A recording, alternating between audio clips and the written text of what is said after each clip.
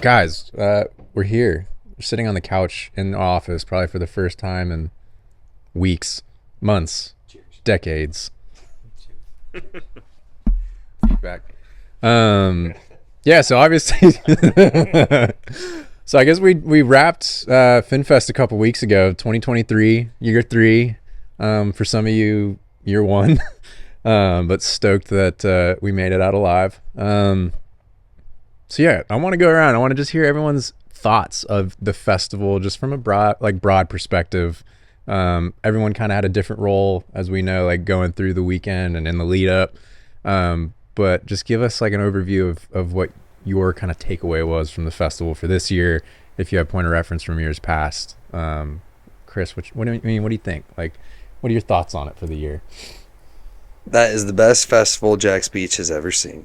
And that is the first time that I think people have ever experienced a true like festival feel at the beach. Like when I mean festival, not like, a beer fest or some like a true like music festival. The dancing for SEMA Funk was the most I've ever seen a crowd dancing at Seawalk. It was wild to see. I mean, folks who would normally not get exposed to music like that, you could see it in their face, just being mind blown at like, what is this? Like, why this is so wild. And several friends of mine and people who do go to big music festivals saying that they felt like they were at like a big fest and that energy there. So that was super cool for us to get to bring to the community.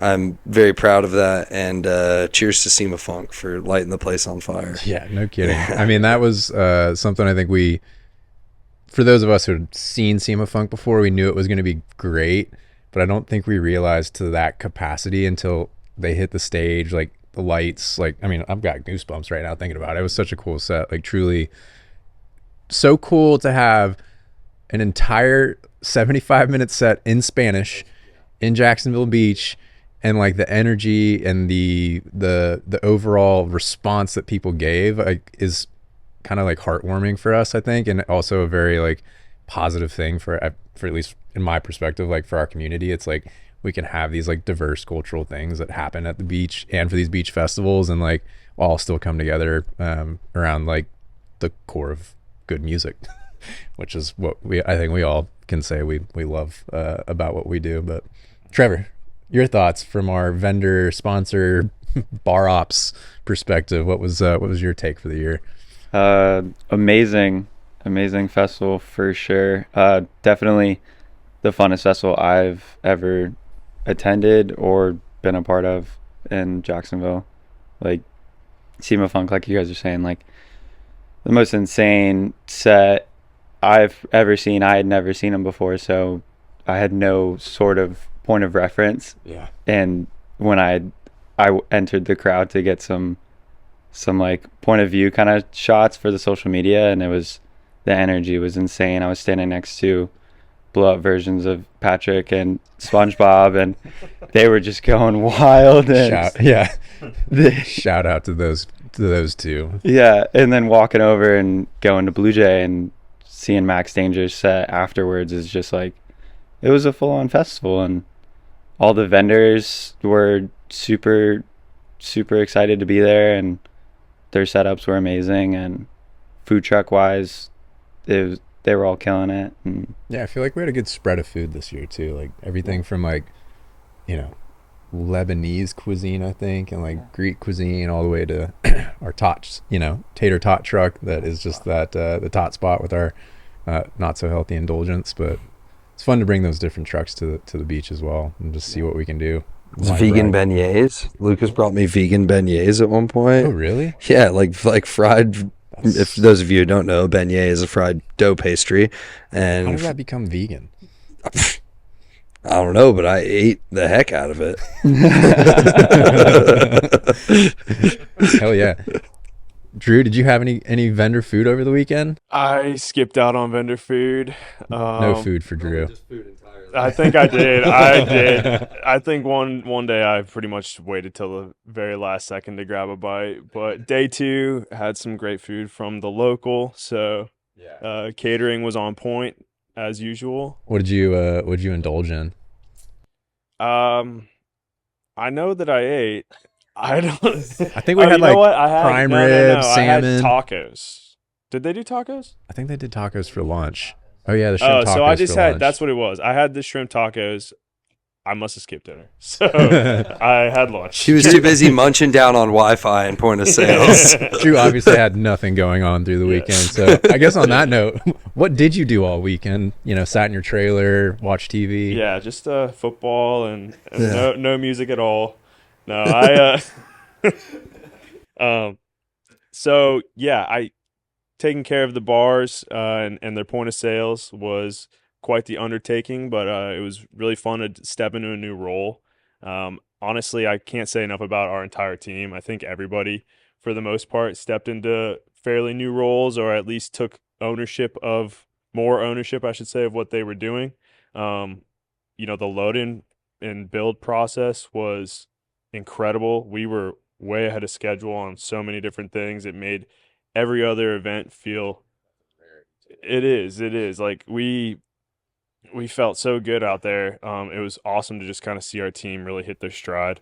I think that comes from working as many of events as we have together, but then also like working Finn and just in that park in general. The pavilion has been something that we've been doing for a while. So I know. I think back now, it's like, granted, it's our third FinFest in that space, but beyond that, I mean, I think we started our first event as a team out there in 2015 with Beach's Oktoberfest. Like, started talent buying at least and getting exposed to doing events in that space. I mean, what is that? My math's terrible. 8 years later, we've probably done 20 plus events, I think, in the space. When I think we're always looking for ways to recreate it too. And like, because, we tend to get bored with the same old stuff and want to create new challenges for ourselves. But I think we did do that this year with changing a lot of the elements of our site design for FinFest, like a few new players. And before we go any further, like back to your point of like the team is like, there's the four of us here, but there's I think well beyond this, there's Dom and Cody and TK and Damien, Samantha and Aaron. I mean, Sway, God, and I'm going to forget more names, Lucas and Will. Like, there's a massive team that we have all worked together to make the event come to life. And it was cool to see, like, our site ops team was crushing it across the board. Like, the extra day of load in was a huge help, I think, for us to get ahead. But also just allowed us to kind of everyone take a ownership of whether it was like signage or the bike rack or the things that probably most folks coming into as an attendee to the festival don't really think about. But there's like, we had a guy, Adam or Damien, someone that was constantly on fuel runs. It's like people I don't think about how is the ice staying cold in the pallet in the parking lot, and like what are we doing to on the backside of things as everyone's out there drinking and eating and having a good good time. All the like the little nuances that are kind of happening in the background, which just shout out to everyone there. But going back to like site design and all that, I think it was an exciting year for us internally, but I think for pushing forward what events can look like at the pavilion as well. I think one thing that anybody that was at FinFest, this year or in prior years, the big difference was bringing in our like 240-foot tent. We covered the entire center of Latham Plaza, which I don't think has ever been done before, to really create the educational village and make it a more cohesive space. So for this year, like, what do you guys think was like the coolest addition or thing that like stood out to you the most, as we kind of continue to push things? Like, what was that one element? I mean, for Chris, for you, like, I need to have point of reference from past years, but something that like stood out to you that was like unique to site designs that we've seen there in the past. I mean, to your point, next to you, I've probably done more events than any of us in that space, you being the most senior. So I've done a lot of events in that space, and yeah, that tent for sure. The tent is wild. That tent just, and the tent as itself would be impressive. Just putting that big of a tent up and giving enough shade for people throughout the day. It's hot. Let alone putting the coolest educational village I've ever seen at a festival there. But I mean, almost any festival I've been to like that. I've never seen touch tanks and all the marine education that was going on. So to have that all under a tent of that span, to have the Blue Jay stage, which was fantastic at the end of that tent, that blew, and I think almost everyone would agree that that was the most standout thing. Even just patrons, people who have no frame of reference for this stuff would be like, yeah, this tent's amazing because it provides shade. Let's during the day when it's hot over at the main stage, you're enjoying the Blue Jay stage, really helped push people to those educational speakers. And I went over and saw a couple of those and just full seats, like full house. I mean, completely sold out. Full, I mean, from year to date, like, that was, the educational village has been kind of our biggest point of like where we want to grow the festival and what we want to grow within the festival. And Lucas being kind of leading the charge on that for the past few years, like we've gone from, having a couple vendors in there to now like the Georgia Aquarium, Ocean Conservancy as being a huge partner and supporter of the village and the festival as a whole. As well as, Mosh and OSearch, FWC, the Coastal Cleanup Alliance. There's so many great regional and national organizations that are now starting to look at it and be like, man, this is a really cool way, and I think a unique opportunity to be outside of their normal kind of way that they activate or engage with folks, whether it's through, their tables at other events or even just like, their aquariums or museums or wherever they kind of operate, gives them a chance to get out there and I think engage with a whole different kind of base of people, and have a festival that celebrates the work that they do as like scientists or curators or whatever role that they play within their organization. I think it provides a pretty unique opportunity to, expand on that. So I'm, to your point, stoked on like everything we were able to do that this year with the educational village. And those panels, I mean, were fantastic. Lucas did a great job with Ocean Conservancy, and JU just curating some great topics of conversation, bringing in some, I think, really cool perspectives on those topics as well. Like we tried to, this year to really make it not all scientific, like obviously there's a huge value in that, but for probably the four of us, if we're going to go sit down and we're hearing some of the stuff they're talking about on like a very high level, we might not know how are we going to apply some of those practices or ideas into our day-to-day lives to be either more sustainable or protect our local waterways that we have right down the road from here both ways. So it's cool to just see that folks from like Half, which is a construction design firm, so like things on that side, sustainability and like supply chain models, as simple as how do we just use less fertilizer, plastic, lawn care elements that'll have the impact I think much more widely than just anyone could imagine. So yeah, beyond the educational village, I mean, Drew, I know you were making the rounds all weekend with the bars, but were you able to escape the beverages and get to hang and see some of the other elements? It's not a huge footprint, as we know, but what was your favorite kind of point of the weekend? Yeah, night 2, I got a little bit of a break, and everything was a little haywire with that first day, making sure managing the POSs and everything was on point with that. So once we kind of got into a groove, I had some time night 2, but I would say, I mean, one of the more unique things that we've seen in that space for this year was the party buses. Just those placements was really cool to get.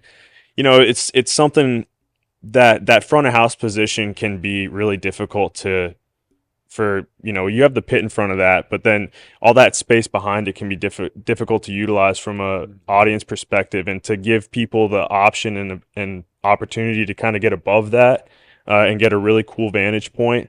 And honestly, one of the best sound perspective, one of the best positions too, being right around that front of house position.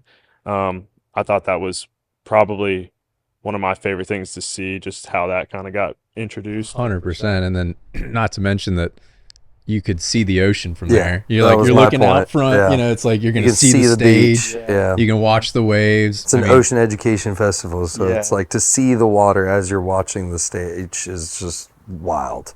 Yeah, definitely something I want to bring back. And for those of us that were there early enough too, we can watch the sunrise from up there, which was kind of a neat perspective. But yeah, Trevor, for you, I mean, this was your first year working the festival. You know, what was your favorite point, even in like the lead up or the planning, like tear down, like what was something that like stood out to you, you know, through the weekend?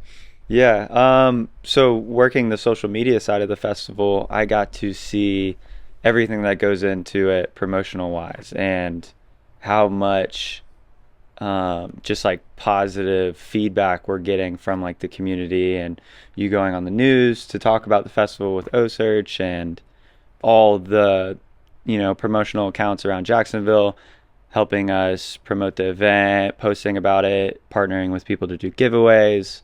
And so seeing all of that and just how much people care about the event, and it was just it was really cool. The whole like layout wise, I thought Twiggy was like a really cool addition. The silent hero. We can't forget about Twiggy. Oh my, that guy was stealing the show, dude. Like every time I'd pull up trying to take a video for social media, I couldn't even get to the water tank, man. Like everybody's crowding it. He did meet and greets. I didn't even know that was a thing. Like people got to like hang out with Twiggy. Like I think so. Like my niece was like, I paid to do a meet and greet with Twiggy. I was like, that's a thing. I was like so proud of my main stage, and I'd come talk to my friends in the crowd, and I'd be like, yeah, like, what do you think? They're like, Twiggy's amazing. I'm like, God, this freaking squirrel, dude, he's stealing my show. I kept joking in the lead up. I was like, this is gonna be the biggest headliner of the event. And yeah. we might have low key was. Might have taken the crown on that one. Yeah.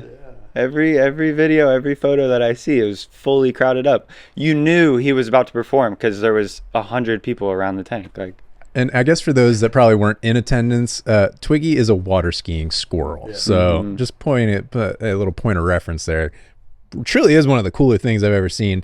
And for those of us, the people that have reached out to us via email or internet, with some complaints about Twiggy from like a PETA kind of animal rights standpoint, they rescue these squirrels and they rehabilitate them. A lot of the funds that they do get from like fundraising from sponsors goes back to then kind of rehoming animals and making sure that they get the care to get back out into the wild. So we do take that into account across the board. And I think even in that point too, is like we try to do that across the board and not just we want to practice what we preach. So I think as a festival is, you know, a big part of what we're doing. Like we've got our 3 pillars for FinFest. It's conservation, education, and music, which are like the 3 things that I think we really focus in on. And something that I think I can speak on behalf of all of us that we're really proud about is really the conservation and sustainability aspects that we're trying to do as a festival producer. To really create a footprint so that for ourselves, but other festivals to then utilize to be more sustainable in our operations. So it was cool to see, like, Open Water has been a huge partner of us from the start. We've got a can down here, but yeah, it's like these things are awesome. I mean, at any event, it's hard to eliminate single use of everything.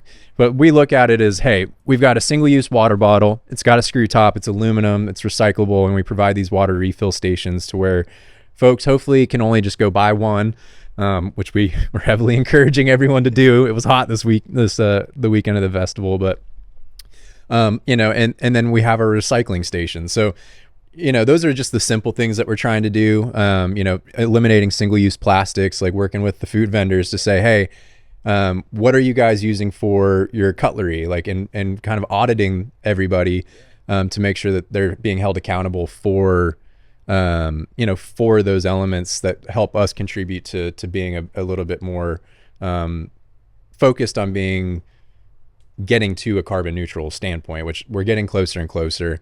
Some hard things that we're trying to, I think all of us work through from this festival and every festival we work on is like, how do we eliminate generator usage and diesel usage? Like, it's a huge thing. Like, I don't know if people realize how much physical power it takes to run a festival, even just a single stage of like the scale that we're running. I mean, it's a ton of energy, and we're thankful that City of Jacksonville Beach has enough power built into the grid for the main stage, working through power issues for the rest of the site. But last year we worked with Geniverse, which is a solar panel company, and that helped us power our vendor village. And I think we're looking at ways that how do we get bigger battery cells? How do we get more solar incorporated so that we can run these like second stages off of solar or alternative energy sources to have, less diesel usage and really kind of get that carbon footprint back down. Yeah, I mean, Twiggy's boat is battery powered, so let's just put that out there. That boy is on it. He's ripping. He believes in our mission. And I think similarly with our partners, like we have so many good partners that believe in that mission or are doing things to push that forward in their practices as well. I think something that was pretty cool. At least I didn't get to do it this year, but BMW bringing out their all electric vehicles for test drives. I don't know. None of us probably were able to get off site long enough to go do it, but did anyone have any? In the one. You in sat VIP. in it? Dude, the i7.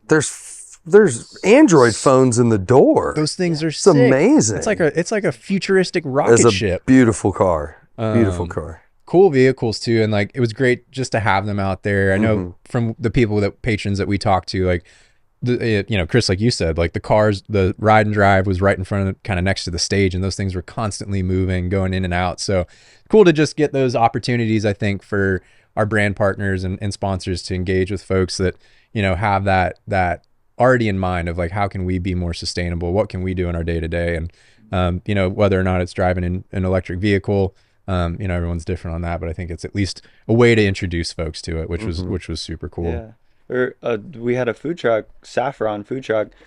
I don't think had it on operation this year, but for next year he wants to come, and he has solar panels installed on the roof of his food truck.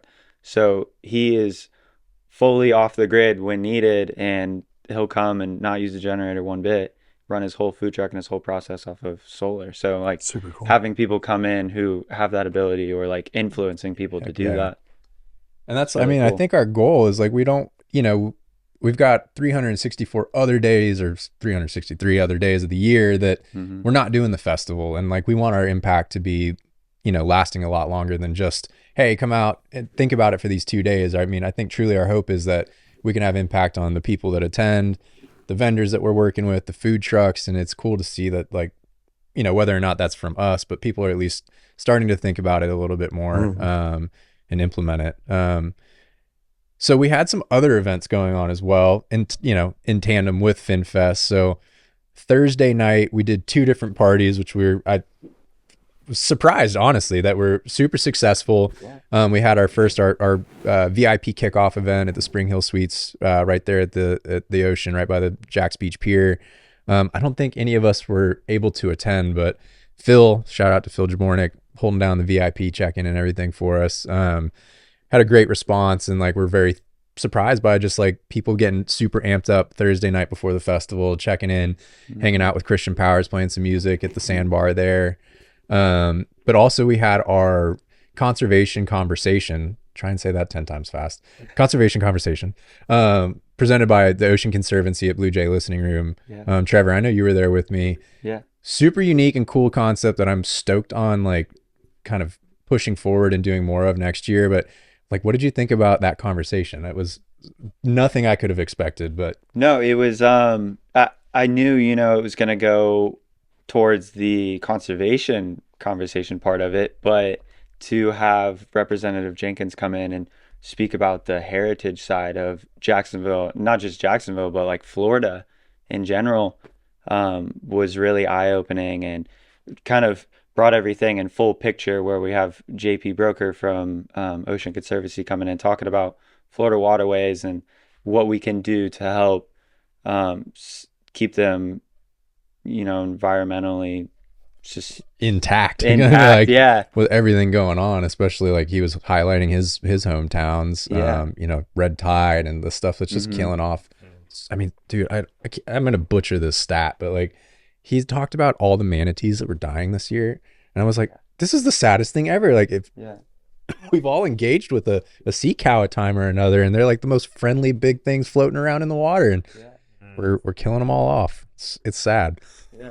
Yeah, I grew up in Naples, Florida, and that is one of the most heavily affected areas from the red tide and all the fertilizer pollution into Lake O, and then that gets pushed out through the Army Corps of Engineers. Instead of allowing the natural flow of Lake Okeechobee to flow south through the Everglades, big agriculture has created levees and pushed the water out east and west.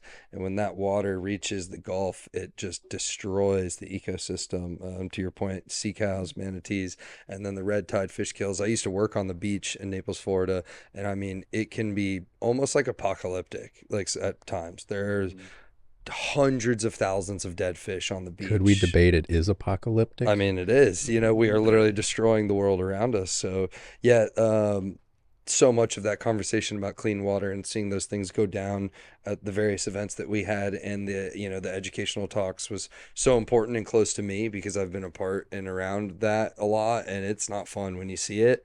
And we're kind of separated from it up here in Jacksonville. We're not near Lake O. We don't deal with it as much. We see some of it, I think, in the St. Johns River. Like Yeah. for us, like I grew up Yeah. down by Jointon Creek, and I think we started to see it as kids. Like every once in a while, we'd get some of that red tide, and like not that anyone. I didn't even know they had it in the river. That's wild. Yeah, I'm pretty sure we've had it like, or at least like the blooms that will kind of get a little bit dangerous for us to go swimming in. That makes sense. But I mean, it's making its way, Yeah. and it's just because we can't see it, it's like what All of our waterways are interconnected. The intercoastal reaches all the way down to South Florida, so it makes sense. all the way up to Maine. When they're When I dumping go it. back home, just St. Pete, Tampa Bay area, definitely get some pretty, strong blooms like you were talking about, and you can't even go on the beach. Your eyes are burning, your lungs, and then of course, like you said, it's apocalyptic almost. To just fish everywhere. So It's scary stuff, but I think we're trying to do our part.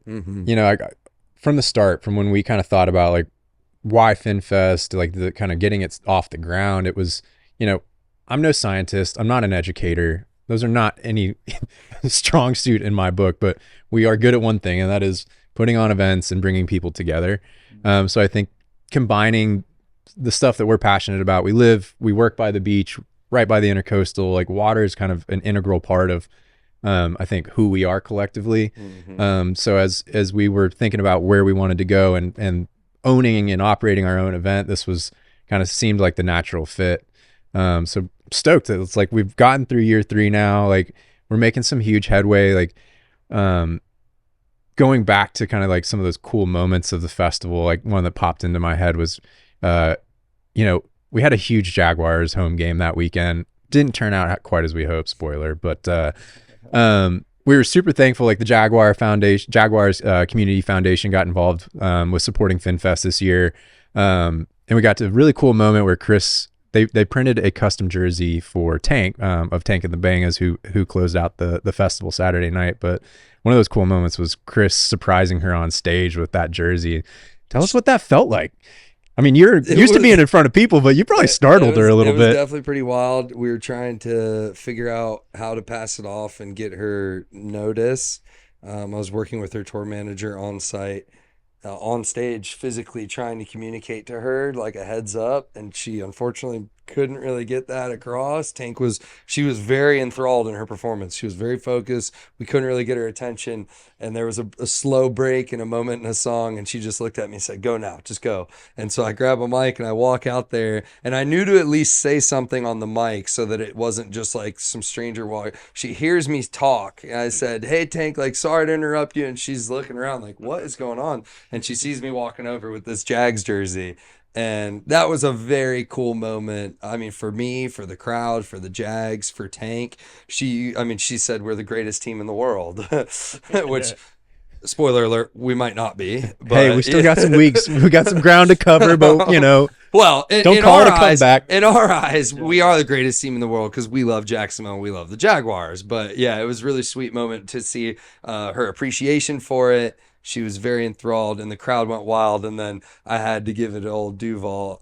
For those of you who may not know, as Jaguar fans, we live in Duval County, And so a big thing with the Jags is this thing where you say Duval, and then everyone repeats it back. It's call and repeat. And so I said it, and the whole crowd said it. You could see Tank's kind of like eyes get wide of like, what's going on? And so yeah, it was really cool to get to pass that off to her, and she was very kind to, during her encore, go and toss that thing on and come back out wearing it. So Yeah, that was really cool. yeah. And it's funny enough too, like in some of the other festivals and just in general for like the Duval component, I think we've worked with countless artists this year that think they're getting booed off stage. Yes.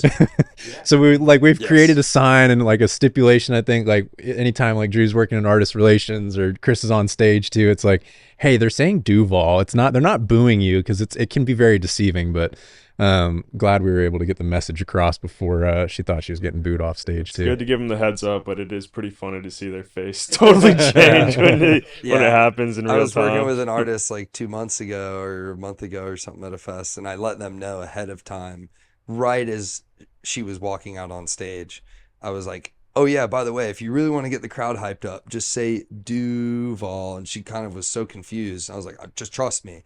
And halfway through her set, she was like, all right, someone told me to say this, I'm just gonna go for it. And she like kind of curiously leans in and says it, and the whole crowd lights up, and you could see it light up on her face, like, it worked, like, wow. So definitely trying to preface that to some of our artists in the future of like, hey, they're not booing you. We need to get a placard or something made, like goes next to your stage clock. Yeah, it's with like the Jaguars logo and Jaguar logo that says Duval, and then they're not booing you. maybe something else that says make sure you're on time. Chris's MO. So I think going back to like the other kind of events that we had going on around FinFest, I think the last one that we didn't touch on was the beach cleanup, which is an annual thing that we've done, kind of the initial way that we got linked up with the Ocean Conservancy. And we are going into our third year for the cleanup as well, which was a huge success. 180 pounds of trash and 4,000 cigarette butts, y'all. Yeah, and we've got a clean beach. Like, I'm proud to say that Jacksonville Beach, as we've started to do this year over year, is really quite clean. So props to like the beachcombers, everybody like throughout the year in Jacksonville Beach that, if we're out surfing, like I try to just do my part. If you see plastic between the shoreline and the trash can, or any trash at that point, just pick it up and throw it away. And I think we do a lot of, that on a yearly basis, but it was cool to see how much we were able to still pick up. ViStar was a great partner of that. We had a ton of their staff and employees out there, volunteering their time to help support the cause. But cool, a fun fact too, that how we got started with Ocean Conservancy. So they started International Coastal Cleanup. So like 10 years ago, Lucas and I created this like small festival. It was called, oh my God, I can't even remember the name of the festival, but we did it behind Lynch's. Yeah. What was it? I can't remember the name, but I was just about to say that one. I have the pass in my office still. I'm going to find it after this. But we did it all around. We did a concert all based around International Coastal Cleanup. So this was well before I even knew what the Ocean Conservancy was. Like, we did the show, whatever, kind of only was a 1-year thing. And then, we moved forward to doing this festival and eventually get linked up with the Ocean Conservancy, and to find out that was kind of the core of what they started and their Trash Free Seas team put together was kind of cool to come full circle on that. Yeah, the cleanup was a really cool thing. And I'm excited to continue to find ways to support that as the festival throughout the year. It was something I think we were all talking about yesterday, is like, what can we do throughout the year to just keep FinFest engaged and active in the community? And I feel like that's definitely something we talked about, is like, some beach cleanups throughout the year, other community engagement, like more of these talks and things that we hosted. Like, there's just so much cool knowledge to be had, and there's a lot of great resources around North Florida, and I mean really beyond that, that I think people are very receptive to and want to hear. So excited to see what we can do as we continue through the year. So let's look to next year, 2024. So what would be the idea? Like, what is something that you would love to see at the event, and who would be one of your favorite picks from like an artist perspective to have as a headliner? Maybe we can make it happen. So Drew, I'll put you on the spot. That's no time to think. Headliner. within reason. We can't have like the freaking Red Hot Chili Peppers or something that epic. I need to sit on that one. Fine, I'll give you a pass on that. We'll circle back. But what from like even like a activity or anything else, that Well, that we've been throwing around, the speakeasy a little bit in the office, and we can't ruin the surprise. is that okay? We're holding back on that one. There may or may not be a secret performance area next year. Yeah, it's going to be a hidden secret on the site. Yeah, you're going to have to look. No, it's to look for it, but This not is true. necessarily where it is or how to get to it. So, I will not elaborate on that. But some additional things, I don't know. I didn't have a chance. Obviously none of us did have a chance to engage in any of the test drives, but seeing something unique to that, maybe some jet skis off in the off the beach. Oh, so we're gonna add in sand dunes, an some sand ocean dune element? drivers. Sea-Doo partnership? Yeah. Hey, Sea-Doo, if you're listening, Yeah. we will take a couple jet skis. Yeah, no go. problem.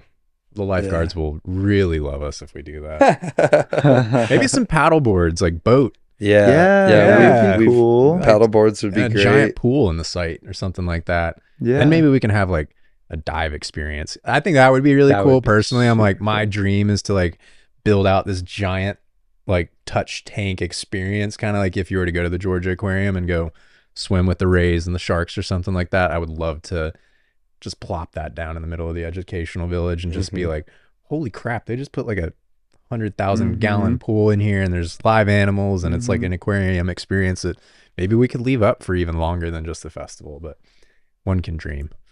Yeah. Trevor, what do you think?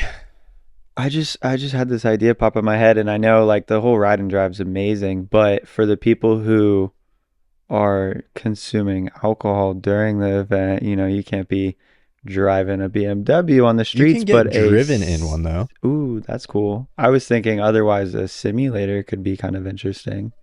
Yeah, like I mean, they did have the Ocean Conservancy did their like VR simulator for like swimming in the springs and some Yeah. other really cool stuff. But yeah, maybe we get some real driving simulators. Yeah, like a BMW F1 simulator or something like Ooh, that. now we're talking. Or even better, maybe we could do something to where people have to work really hard and produce energy for the event. They'll sit on like a road bike for 2 hours and power our stage. That's a great one. I really like that one. Chris, That's maybe cool.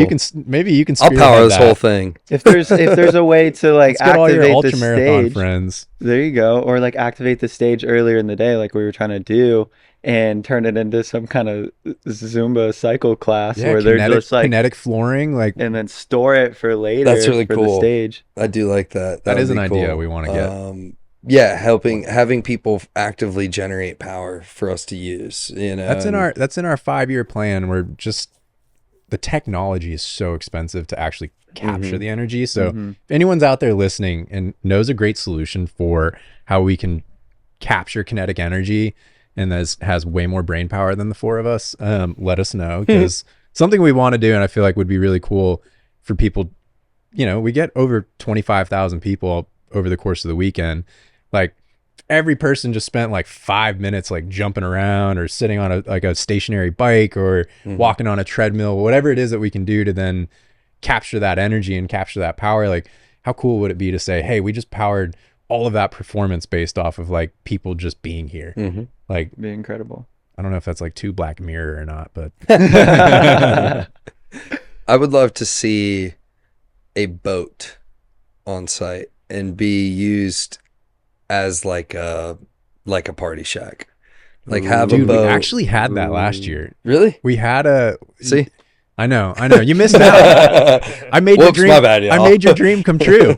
We had a Suzuki Marine was a partner of ours last year, and they brought out a pontoon boat that kind of acted as That's pretty cool. an elevated party Cool. deck. Okay, so I'll switch it up. I would love to see projection mapping somewhere, which for those of you who don't know, it's just really a high quality projection stuff. Like creating a more interactive space, whether that be in the tent, Ooh, in the projection mapping educational like village. whales on the inside of the tent, or dolphins or sharks, and or whether that be having like Bruce be projection mapped to like move his teeth kind of stuff, just things that are like Ooh. just taking it us, because we're already doing a great job of representing the marine life, but taking a step further to making it more of like a eye candy of people just like, whoa, wow, like look at that. Chris's MO over here. The tech yeah. wizard. Always Like want that. to just More lights, push more the limits. lasers. Yeah, more lights, more yeah. Bruce needs to have lasers shooting out of his eyes, like in Austin Powers.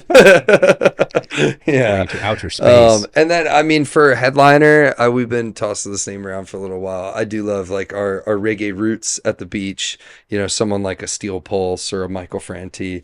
Michael Franti being pretty in line with what the mission is of the event. 100%. But just we've always had such a strong reggae culture here at the beach, so having one of those legendary kind of reggae artists would be super cool for me.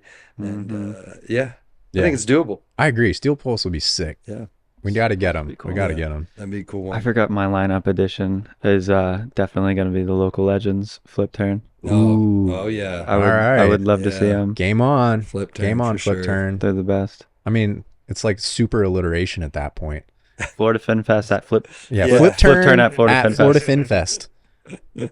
Quad F.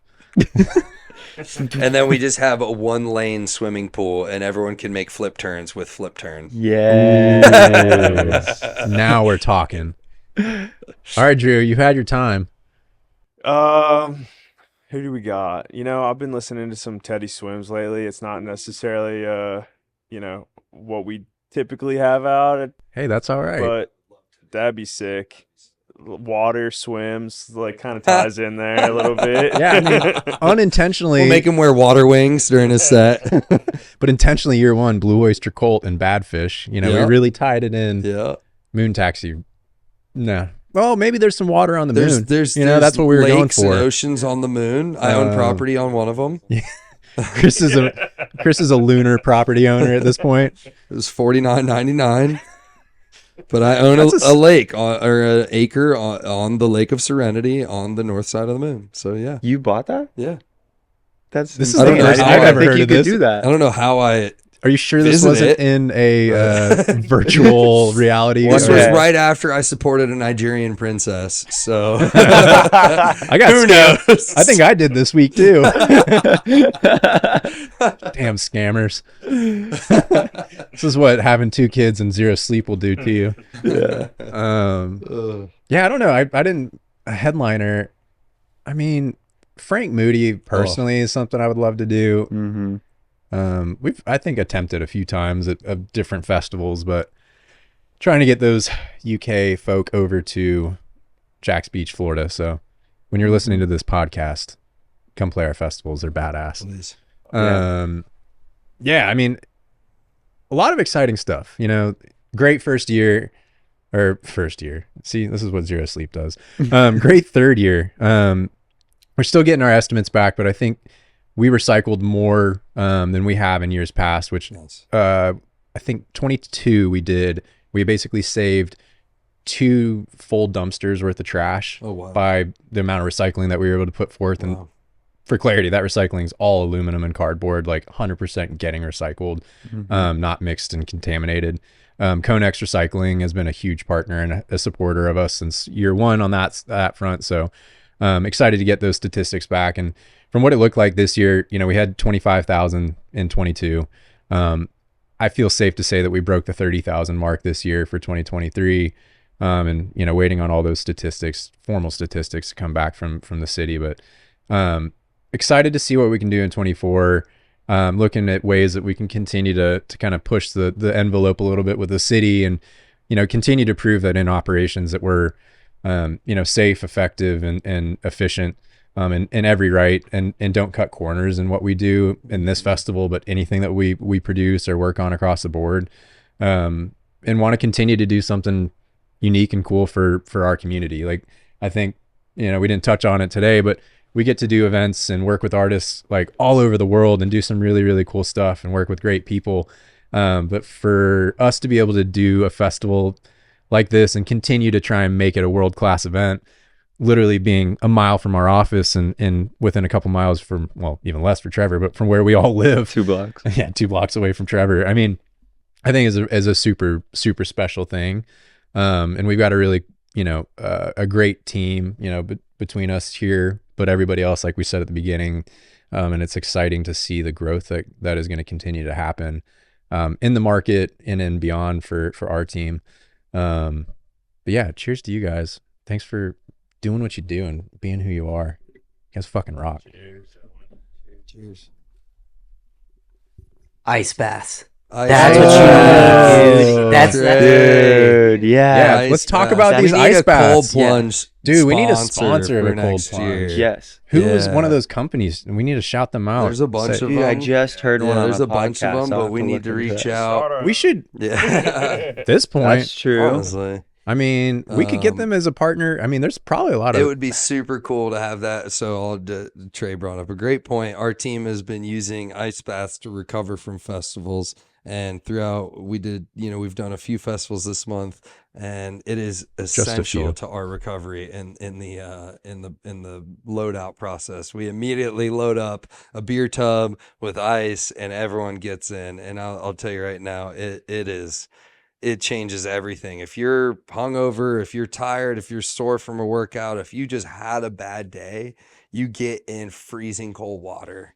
And when you get out, I promise you are having a better day. So that was really cool. I'm very excited to continue that through our festival season. it's going to be a staple in the warehouse here soon. Oh, yeah. 100%. Yep. I mean, beyond that too, like I know we probably got a few extra minutes, but we got a lot of other really exciting shit coming up here. Yeah. Chris and Trevor just got back from Oceanside, California, where they rocked it out for the Supergirl Pro.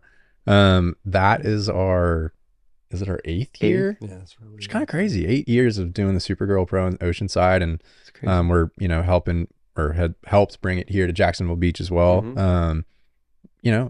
Tell us about it. It was the biggest year yet, which it seems impossible to continue to top ourselves over there because they're 17, 18 years running now. But who was the highlight of the weekend surf wise? And I know that Chris, you probably didn't get to see a whole lot of that, or let's just say non-music wise, and then highlight music wise. Trevor, I can go. Let's hear it. To be honest, I was really busy with the artist relations side of things, so I didn't catch a lot of surfing, but I did get to see some of, like my favorite surfers, like Sage Erickson was there. I saw her like 5 minutes into the festival, which I was like, wow, this is gonna be fun. And then randomly saw Jamie O'Brien. It wasn't him, competing because it was women's competition, but it was his Still rad. sister-in-law won the highest scoring longboard wave. Got to meet them. They were amazing. And music wise, bringing it back to the guys flip turn, guys and gals, hometown heroes, killing it in O-side. Most energetic show I saw at that point in the weekend by far. Amazing band. Probably ever at Supergirl too. If it was, if it was that weekend, biggest weekend yet. I mean, flip turn. Come on, guys. Jacksonville's representing on the West Coast with us. Oh yeah. But I didn't have any, point of reference from past years since it was my first year, but Aloe Black was amazing. Beach Weather was amazing. All of the local talent killed it on Friday. Sean Kingston, even though I didn't catch any of his set because I was running around doing things how it is, but you were trying to get him out of the mobs. I got and the to- masses. I got to afterwards. get him bulk up when he comes in into and town out. this time and get some weight on you for those crowds to keep Dude, him off yeah. of John. Keep eating those caffeine protein bars for the next year. Just 3 meals a day. Equate bars or whatever they're called. Yeah. But yeah, I'll let Chris touch on the Sean Kingston As side. far as Sean Kingston was wild. That was the biggest crowd we've ever seen out there by far. Flip Turn actually had the biggest crowd, and then Sean Kingston headlined above Flip Turn, and that was, it was overflowing into the streets. People were ripping signs down off the fence so they could see through the fence. People were lining the pier like I'd never seen before. And it definitely It was started. like an arena almost at that point. It was thousands and Like a thousands coliseum. of people. Yeah, it was fully surrounded. Probably felt like a coliseum. Oh, yeah. Trying to get him out of there. Yeah. Felt like I Yeah, was a so what cool we're laughing alligator. about a little bit is Trevor did a fantastic job with artist relations, which is essentially at that festival. Most of it is getting people in and to the stage and out and back to the green room and then out for the day. There's a lot of the site is very logistically hard to load people into, so Trevor spends a lot of Very his day. exposed. Yeah, it's just a long, narrow strip. There's only one way in and one way out. And so Trevor is spending a lot of his time on a golf cart, getting people on, getting people to the stage, getting them to me. Then he goes back to do it all over again with a different person. The fun part is trying to get the headliner out at the end of the night when there is 4,000 people who want to meet this guy. And it was the craziest loadout I've ever seen. I mean, the amount of people swarming these golf carts. Trevor is driving Sean Kingston in a cart. There's a cart full of police in front, and there's police all surrounding, and they couldn't move for a solid 10 minutes. I mean, they were desperately trying to. Trevor was driving 2 inches at a time and just barely getting through the crowd, and it was madness. So that was definitely an And exciting Chris got the time. bird's eye view from the stage. I Probably was just literally like, watching it all kind go of down. laughing at Eventually, I just Trevor Byrne down jumped there. the rail and had to run out there and act as a security guard myself. And you're just pushing people back and pushing phones away because they're just trying to desperately get phones into them. But yeah, my favorite non-musical thing this year, the vendor village had increased quite a bit. And shout out to Instax, the cool camera that Is that your Polaroid? It's not a Polaroid. Oh, is that It's a brand name? But it's similar to a Polaroid. So for those of you who will understand, it's a camera that prints out a photo for you to hand to people. They had a really cool activation. They were super kind enough to, I bought a camera from them and they were super kind to give me a ton of film so that I could shoot all the bands and give them photos to help, Sick. kind of promote Instax. And then they sent 2 girls over with Instax cameras to shoot Flip Turn set with those cameras, which was really cool. So heck Flip yeah. Turn left with 100 Polaroids of their set, which they thought was super cool. Non-Polaroid Polaroids. Yes, 100 Instax photos. Sorry, it'll take a second. Instax, not Polaroid, but that was a fantastic thing. The female, Shari Hawkins. Just to give her a quick plug, Shari Hawkins is a U.S. Olympian. She is a heptathlete. So that is someone who I believe. Say that again. Heptathlete. Heptathlete. I believe that's that like track and field? 7 disciplines where there's like biathlete and triathlete. Heptathlete is 7 different disciplines. Learn something new every day. Javelin, shot put, 800 meter, high jump, hurdle, and I'll forget 2 others. Sorry, Sherry. Sorry. What? Is there swimming in there too, or is it all track and I think it's field? all track All and land. field. Yeah, it's all track and field. It's But insane. Shari Hawkins, she got thrown into the fire. She It's like some OG Greek Olympics. yes, Yeah. very Like, much so. that's There's cool. a decathlon, which is Right, 10. 10. So she's doing 7. And she was absolutely amazing. She was probably one of my highlights of the whole thing. She was a stage host who'd never hosted a stage before, ever. That's not easy to do, as No. you know. No. And so she was very sweet, and she came into the fire really quickly, and we were kind of throwing her into it. She looked at me and goes, "Can you do the first one? Like you show me how it's done, and then I'll get it." And I walked out, I did my thing, and she immediately was just like, you could see the wave of just relief come over, like, "That's it? Okay, I got this." Well, and that's And why then she's just- an Olympian too. yeah, and she took it and ran with it, and she was fantastic. So hopefully she'll be at the Jacksonville event. Like Nico said, we were instrumental in bringing that event to Jacksonville, and I was very proud. It gives me a big sense of pride to be able to bring largest female surf competition in the world here to Jack's Beach, which these 2 are very avid surfers, and to bring that to Jack's Beach, to not only FinFest is the best festival to ever happen at the beach, Supergirl is the second best. There's no question about it. Yeah, and it's a cool event for those that are in the surfing community too. It's a QS event, so with the World Surf League, so we do get some of the greatest surfers from across the world coming to Old Jack's Beach to surf some waves. And this year it's November 10th through 12th. Concerts are going to be at the Pavilion 11th and 12th. Even beyond that, we've got Beaches Oktoberfest next weekend. Like, we've been going every weekend since basically like our festival season, we call now, is really mid-August through mid-November, and then it kicks back up again with like Wolfstock in April. We're doing and, 7. yeah, we've got 7 festivals in like 3 in September. 8 weeks, 9 weeks. Yeah.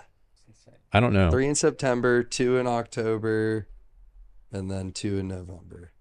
Yeah, so stoked on the fact that we are busy and getting to work with. I mean, now we're spreading beyond even our normal kind of MO of music and doing a couple big country shows this. Well, started last year, but doing a couple more big country shows this year. You can buy me a boat. Yes, sir. That's a tip for who it is. Coming to Nocatee in November. Let's list them out. We had Taco and Tequila Festival. Got to work with freaking Big Boy, Lupe Fiasco, Gym Class Heroes, Iration, Collie. awesome. I mean, that was an epic one, which I'm stoked for that one next year. Then we had FinFest. Then we had Supergirl. Yep. We got a weekend. Well, not even a weekend off. We got the Mosh event this weekend. Mhm. And we've got Disco Dreamland. Yeah. Oh, yeah. Chris has got these badass events going for all the house music lovers. I don't know. We got not really the first one, but the first one of the year or the series, I guess, this Saturday at Voussoir, right, in Mayport. Then and then right into Oktoberfest next week with biggest Oktoberfest lineup by far. I mean, man, our one headliner probably costs as much as what we've done in years past for the whole lineup. So to have ex-ambassadors, Nico Moon, John Langston, American authors, Trash Panda, Heck yeah, of Good Nature. Yeah. I mean, it's gonna be, I think, a really stacked weekend. Something different too from what we've kind of seen at our festivals. And then we've got Down and Dirty in West Virginia, Charleston, West Virginia. After that. Yep. Couple weeks off where I know Chris and probably some of our good close friends will be out at Halloween enjoying some music and just hanging for once, and then right into our Nocatee concert series. Then Supergirl, Florida. Yep. And then Destination Defender in Texas. Wow. With shout out to Land Rover and the team festivals. there. Oh yeah, it's 8. Yeah. And then we can just hang, and then we get some time off to enjoy the holidays. Crazy. What's that? Yeah, right. You gotta. I was thinking about it when you were talking. You gotta change your Instagram from that guy on stage to that guy never sleeps. I like that one. All I do is work. I like that one. That's good. You just keep rotating it. Shout out to Trey and the team that Lowell Productions that covered FinFest. So much of our content for everything we do as a company. We'll give MPI a shout out as well. And MPI has been a huge supporter of FinFest for the last couple of years, capturing some of the badass content that we have printed up around the office now too. Philip Walker, the artist that we've got hanging behind us too. Love you, buddy. Keep producing killer art. While we're on the artist topic, shout out Robert Kovacs, the guy who did the art how do we forget that? The FinFest Educational Village. That stuff is ridiculous, and he does that as his side job. Did you guys know that? I did not know that. He works as a project manager. He told me this right when I met him, and he works as a project manager at Land South with Travis, my brother. And your twin he brother. does, yeah. We didn't know you had a twin brother the first time we met you. Yeah.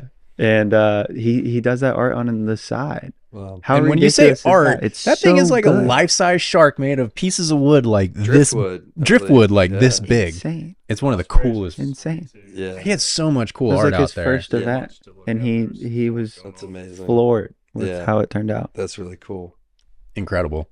Yeah. We're stoked. I mean, we got so many cool people like just here in our little beach community. It's cool to just see everybody in action too, especially getting to showcase that art. Holy cow. Yeah, and I'll give Blue Jay a shout out. Kara and the Blue Jay stage was absolutely fantastic. Just a little bit about Blue Jays. They are a plastic-free venue. So we're talking about the Blue Jay listening room for people who don't know here in Jacksonville Beach. That place is plastic-free and very much on brand for what FinFest is about. And then not only to be, a partner like that, but to bring a really cool, beautiful-looking stage to the festival. And and Max Danger, we got to give Max Danger a shout out because what people don't know, Blue Jay listening room, if you don't know, is a very intimate kind of folk Americana blues. It's a listening room. It's not really. There's no dancing per se within reason. Great it's music. About sitting, listening, being present. Yeah, listening to fantastic music. We switched that up just a little bit for the last set of the day at FinFest, and we threw a local hero and DJ named Max Danger up there to throw a dance party, and that was just so cool. Crushed it. Yeah. 2 nights in a row cool. too. 2 nights. Yeah, no, I mean, to your point, Kara killed it. Like that stage was looking so bare when we were loading in, and Mhm. I told her, I was like, man, our plant vendor kind of backed out, and next thing you know, there is like a forest on that stage. I mean, it looked fantastic, and the music is a cool like balance to everything that like we program on the main stage, and just gave, I think, the attendees just such a diverse experience. Like I think you guys touched on really early on, which Yeah. I think we're excited to keep doing that and find other ways musically that we can continue to kind of push the limits and do some other cool speakeasy style stuff. secret Mhm. things. Super secret. Mm-hmm. Keep your eyes out next year on the event site. There will be some things that you got to find. Maybe it's like a fake food truck or something. Ooh. Just keep your eyes peeled for something that might look a little off. Yeah. Mhm. Yeah. A rogue porta potty. Yeah. A rogue porta potty, or a how did you get to Just a Narnia? random telephone Yeah, booth. How do you get to Narnia through bookshelf. the Or bookshelf? no, it's the wardrobe. wardrobe. Yeah. I have a An rogue armoire that you walk through. Mhm. Well, I think we're at about time, but I love doing this. We should probably try and do this a little more often. I feel like we have a lot of random shit to bullshit about. Good to recap too. Yeah, I know, and then we can actually remember Yeah. all the fun parts that we had to do it. But our team, onward and upward. We got to get back to work because we got like 8 other festivals to produce. Much love. Sweet. Cheers.